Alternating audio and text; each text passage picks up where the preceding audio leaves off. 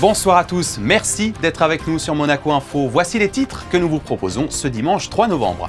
Nous ouvrirons ce journal en musique avec un récital, celui de la grande violoniste allemande Julia Fischer, accompagnée au piano par le Canadien Jan Lisiecki. Ils étaient tous les deux les invités de l'Orchestre Philharmonique de Monte-Carlo hier. Les airs de Mozart, Beethoven et Schumann qu'ils ont interprétés ont fait salle comble. Après la musique, nous parlerons danse. Jean-Christophe Maillot, le directeur des ballets de Monte-Carlo, sort son tout premier livre intitulé Danse en festin. Il y raconte son parcours à travers photos et témoignages. Il sera notre invité pour nous en parler. Et dans ce journal également, nous reviendrons sur quelques événements marquants de cette semaine, avec d'abord la 34e conférence internationale de la Croix-Rouge qui s'est tenue à Genève, en Suisse. Le prince Albert II avait fait le déplacement, nous y reviendrons avec nos envoyés spéciaux sur place. Et puis à la fin de ce journal, nous vous proposons un voyage au cœur de la Méditerranée, où est menée en ce moment une expérience scientifique d'un nouveau genre, la naissance de 250 bébés corail rouges, une expérience minutieuse qui vise à sauver les récifs coralliens frappés de plein fouet par les effets du réchauffement climatique. De la musique, pour commencer ce journal, l'Orchestre Philharmonique de Monte-Carlo recevait hier la prodigieuse violoniste allemande Julia Fischer. Elle a mené un récital mêlant les airs de Mozart à ceux de Beethoven et Schumann, accompagnée par le pianiste canadien Jan Lisiecki. Un moment suspendu dans le temps qui a fait salle comble à l'Opéra de Monte-Carlo. Le récit de José Sacré sur des images d'Arnaud Imbert. Avec pour partenaire le pianiste canadien Jan Lisiecki, Julia Fischer, l'une des plus grandes violonistes d'aujourd'hui, était en récital à la salle Garnier samedi 2 novembre. Julia Fischer est une musicienne polyvalente, également réputée comme pianiste concertiste, chambriste et professeure de musique. Julia, on a l'impression que vous ne vivez que pour la musique. J'ai ma famille, j'ai deux enfants et bien sûr la musique c'est très, très important pour moi et j'aime bien enseigner. Le professeur à Munich, c'est très important pour moi, mes étudiants. Mais bien sûr, musique est très important, mais ce n'est pas tout dans ma vie.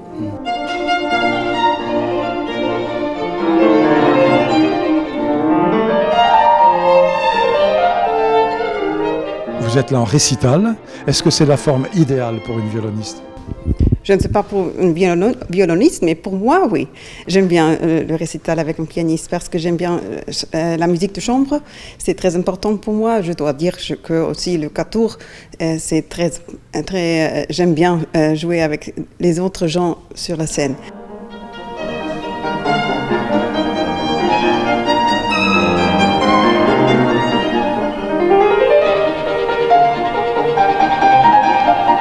Le programme, Mozart, Beethoven, Schumann, que demander de plus ? C'est très classique.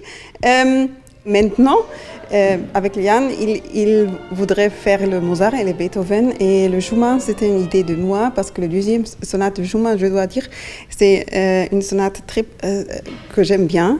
Mais c'est, je crois, le sonate le plus difficile pour le pianiste. Vraiment.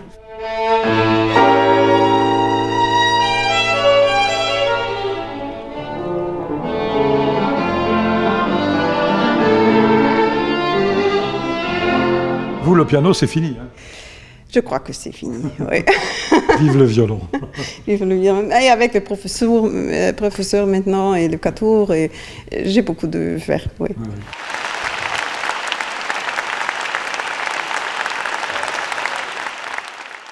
Magnifique. Après la musique, la danse, le mythique directeur des ballets de Monte-Carlo depuis 30 ans déjà, Jean-Christophe Maillot, sort son tout premier livre intitulé La danse en festin, publié aux éditions Gallimard. Il y raconte son parcours, illustré par de nombreuses photos et le témoignage de ses plus proches collaborateurs. Une véritable immersion dans l'univers magique des ballets qu'il nous a partagé ici même il y a quelques jours. Voyez cette interview réalisée par Émilie Rousseau. Bonsoir Jean-Christophe Maillot. Bonsoir. Merci d'être notre invité ce soir pour nous parler de votre premier ouvrage. Qu'est-ce qui vous a motivé tout d'abord à vous confier dans un livre ? Tout d'abord, c'est parce que Gallimard nous a fait signe en nous disant qu'ils auraient souhaité faire un ouvrage à l'occasion des 30 années présentes à Monaco. Et ils m'ont demandé si on serait d'accord. Et bien entendu, on a réfléchi et on s'est dit que c'était peut-être le moment de faire pas un bilan, mais une forme d'état des lieux de ce qu'on a pu mettre en place depuis plus de 30 ans à Monte-Carlo, dans cet endroit incroyable. Et en y réfléchissant, on s'est dit que c'était important peut-être aussi de faire un ouvrage qui montre à quel point cette compagnie est particulière, à quel point elle est bien sûr autour de mon travail, mais mon travail n'existant qu'au travers de celui des autres, de tous ceux qu'on a pu inviter ici, de tout ce foisonnement permanent qu'il y a eu entre les plasticiens, les compositeurs, la musique, la danse, une forme de théâtre. Et c'est une signature qu'il était, je pense, important de mettre en avant. C'est un ouvrage réalisé avec beaucoup de sensibilité et de générosité à la fois. En tout cas, ce que je voulais qu'il ressorte, c'était quelle est la réalité de cette compagnie. On parle souvent d'une forme de famille ici, et c'est vrai qu'il y a peut-être cette qualité particulière aussi propre à Monaco, de par la petitesse du pays, le fait que les gens soient si proches. Je trouve qu'il est toujours important quand on dirige une structure, non pas de penser à ce qu'on aimerait faire, mais de penser à ce qu'il est important de faire en fonction du lieu où on se trouve. Et Monaco a cette force extraordinaire de réunir quand même énormément d'individus très différents, variés, venant d'un peu partout, ayant vu beaucoup de choses. Et je voulais que ce livre montre ça. J'aime beaucoup cette phrase de la princesse Caroline qui dit donner du plaisir sans chercher à plaire. Ça a été vraiment une mission, et je pense que cet ouvrage permettra aux gens de réaliser tout ce qui s'est accompli depuis 30 ans et qui est assez phénoménal, je dois dire, au niveau du volume, de l'importance des gens, de la générosité avec lesquelles on a pu partager cette chance extraordinaire qu'on a d'être ici et d'avoir ces ballets de Monte-Carlo. D'où ce titre, La danse en festin ? Oui, parce que cette notion de festin, c'est pour moi essentiel, c'est cette notion de partage. Le festin, c'est ce moment où on partage avec des amis la nourriture. Alors nous, c'est la nourriture chorégraphique, c'est la nourriture spirituelle. Comment les gens se partagent cette chose si importante qu'est le spectacle. Le spectacle n'est rien sans un public. Et il y a toujours cette relation d'échange, et c'est quelque chose que je privilégie beaucoup. J'ai énormément de respect pour le public, et l'art chorégraphique n'est pas un art solitaire. On n'est ni un peintre ni un écrivain. On n'existe que lorsqu'on rencontre le public. Donc c'est très important de montrer aussi que cet outil qu'est le ballet de Monte-Carlo avait cette capacité à prendre tout ça en compte. Et comme vous l'avez dit, au fil des pages, le lecteur est invité dans l'univers des ballets. Oui, parce qu'il y a beaucoup de témoignages. D'abord, c'est un ouvrage très particulier parce que souvent, ce genre d'ouvrage est soit écrit par un journaliste et là, non, ce ne sont que des artistes, ce ne sont que des écrivains, des chorégraphes qui sont passés ici, des compositeurs, des chefs d'orchestre, des danseurs, les gens qui se sont reconvertis au sein de la compagnie. Il y a vraiment toute cette notion si propre au ballet de Monte-Carlo, encore une fois, que j'aime mettre en avant. C'est vraiment je pense, un ouvrage ludique. C'est un ouvrage qu'on a voulu facile à manipuler, qu'on peut ouvrir à n'importe quelle page. On n'est jamais dans une situation où on est en retard de quelque chose. On peut le lire un peu comme un magazine, même si on a à l'intérieur aussi beaucoup de choses vraiment passionnantes de la part des témoignages, de la part de plein d'artistes qui ont travaillé avec nous et qui nous livrent des choses très subtiles, des clés sur aussi qu'est-ce qu'est ce travail. Qu'est-ce que c'est que d'être danseur, qu'est-ce que c'est que d'être chorégraphe, qu'est-ce que ça veut dire d'essayer de transmettre aux autres ces émotions qu'on essaye de faire passer si souvent. Il y a même votre ami proche, l'auteur Jean-Marie Laclaftine, qui vous décrit comme un petit poussé. Est-ce que cela vous correspond ?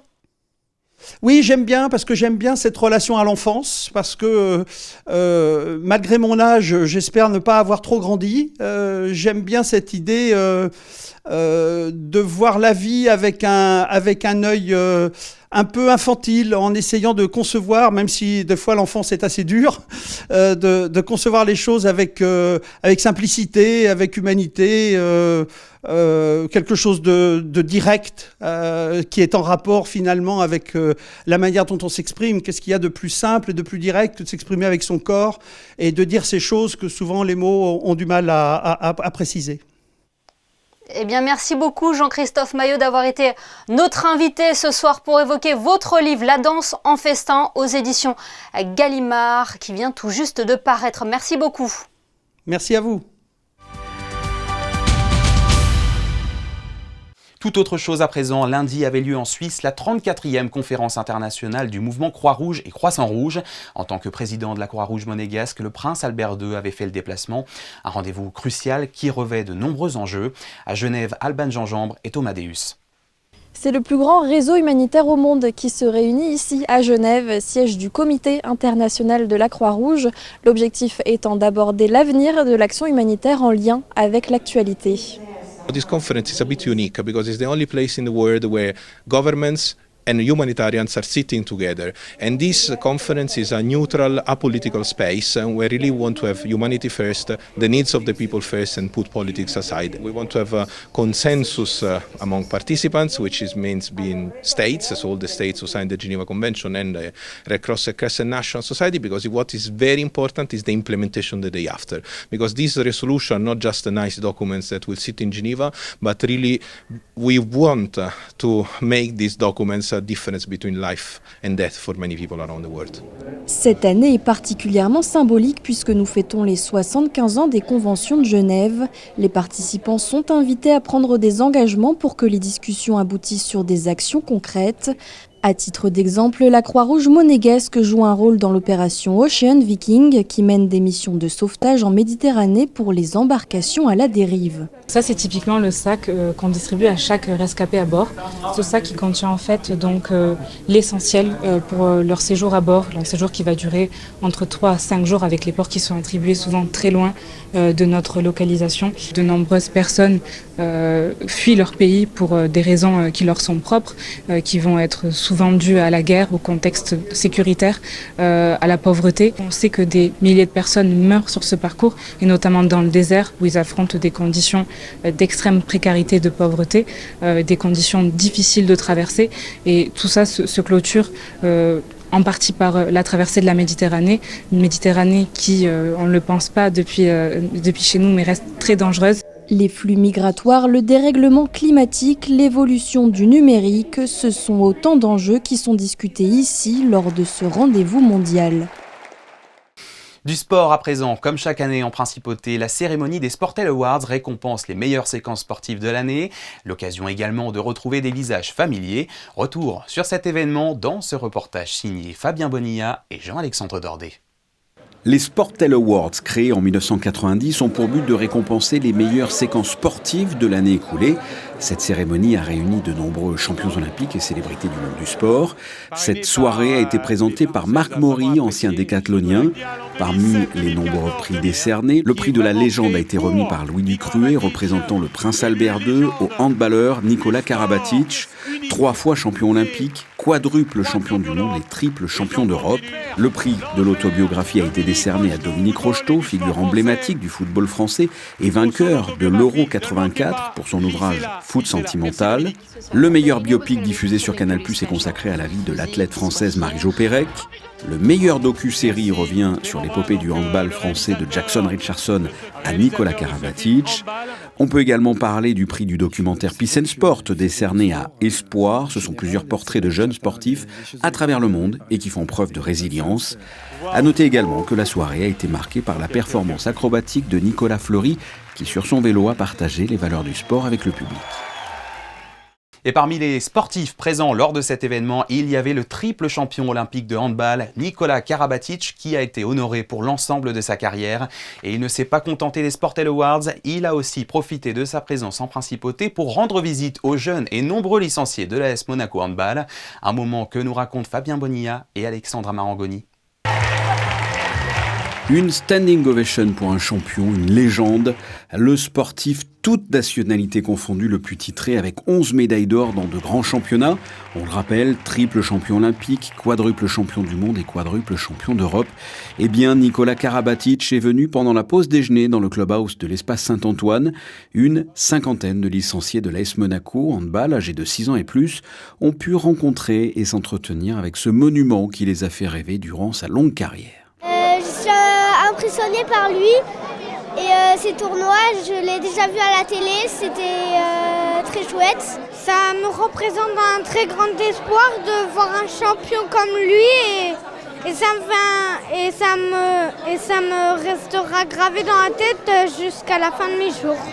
C'est vraiment un monstre aujourd'hui, non seulement dans le handball, mais il représente beaucoup pour les jeunes. Et puis pour le sport, c'est une valeur incroyable, une valeur dans la transmission, je voulais dire. La transmission, une notion justement très importante pour Nikola Karabatic. Ça éveille en moi quelque chose de positif et de partager des moments avec des jeunes et des moins jeunes aussi qui m'écoutent et que je peux toucher. Je trouve ça génial, c'est un pouvoir qui est incroyable d'avoir cette écoute-là et puis de voir que ce que je raconte, si je dis pas de bêtises, ça peut inspirer, ça peut faire naître des vocations. C'est que moi, quand j'étais petit, de voir des grands sportifs qui m'ont inspiré, ça m'a toujours poussé à me surpasser, à croire en mon rêve. Donc de pouvoir faire cette transmission-là, maintenant que je suis de l'autre côté, ça me tient à cœur.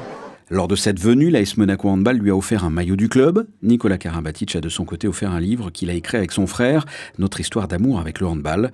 Une visite qui s'est terminée par une séance de dédicaces et de selfies avec ce qui est devenu au fil des années une véritable légende vivante.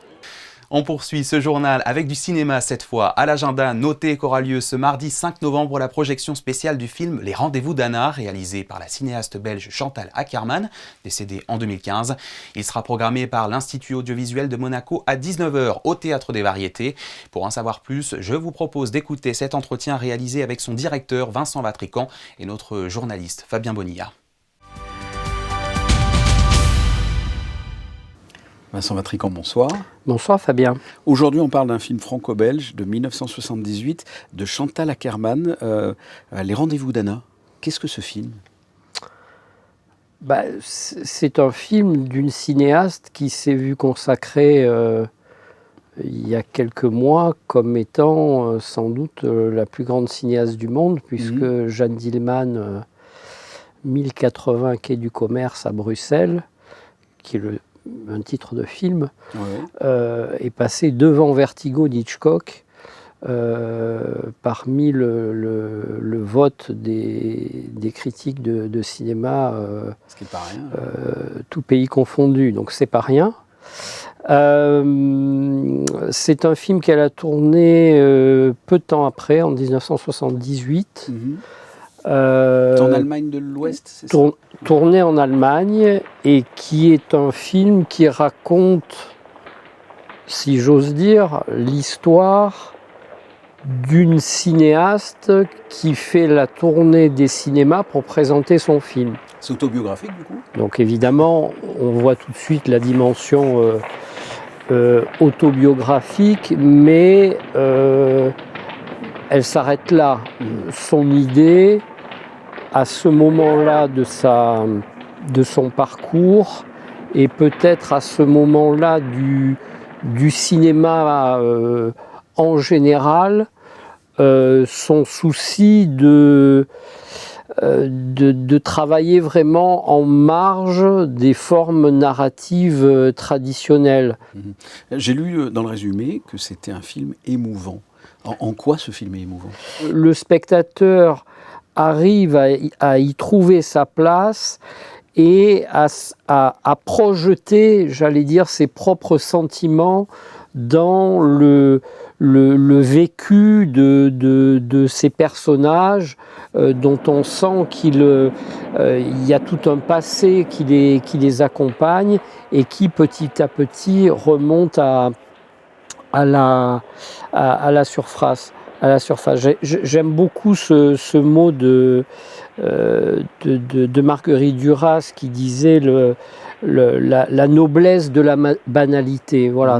Et de ce point de vue-là, Chantal Akerman est de mon point de vue une des cinéastes majeures dans l'histoire du cinéma, dont il faut dire que l'œuvre vient d'être entièrement restaurée par la Cinémathèque royale de Belgique. Donc tous ces films vont faire l'objet d'une ressortie, puis par l'édition d'un coffret Blu-ray. Donc les amateurs de Chantal pourront avoir leur filmothèque Blu-ray complète. Bien, allons voir les rendez-vous d'Anna. Alors merci Vincent. Merci Fabien. Et souvent le soir je me retrouve seule dans une chambre d'hôtel. Alors parfois j'ai des aventures. Mais c'est toujours triste. Et bref, un peu bête.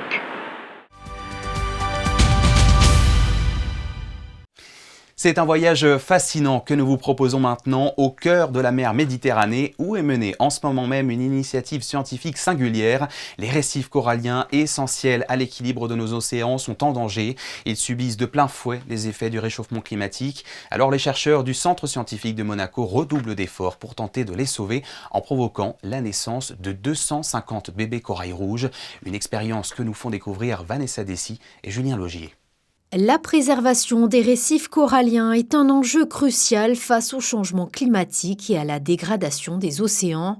Pour y remédier, les scientifiques du CSM développent des techniques de reproduction innovantes permettant la naissance de bébés coraux. Cette reproduction, elle a lieu dans des grottes in situ qui sont localisées dans les eaux territoriales de Monaco, à 40 mètres de profondeur à peu près.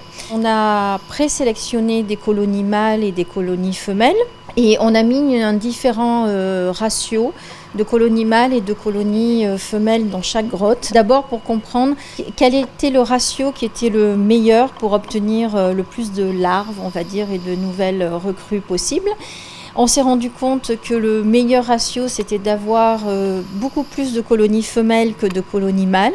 Nous avons obtenu une ponte énorme et 200 petites recrues de corail qui sont venues se fixer au plafond de la grotte.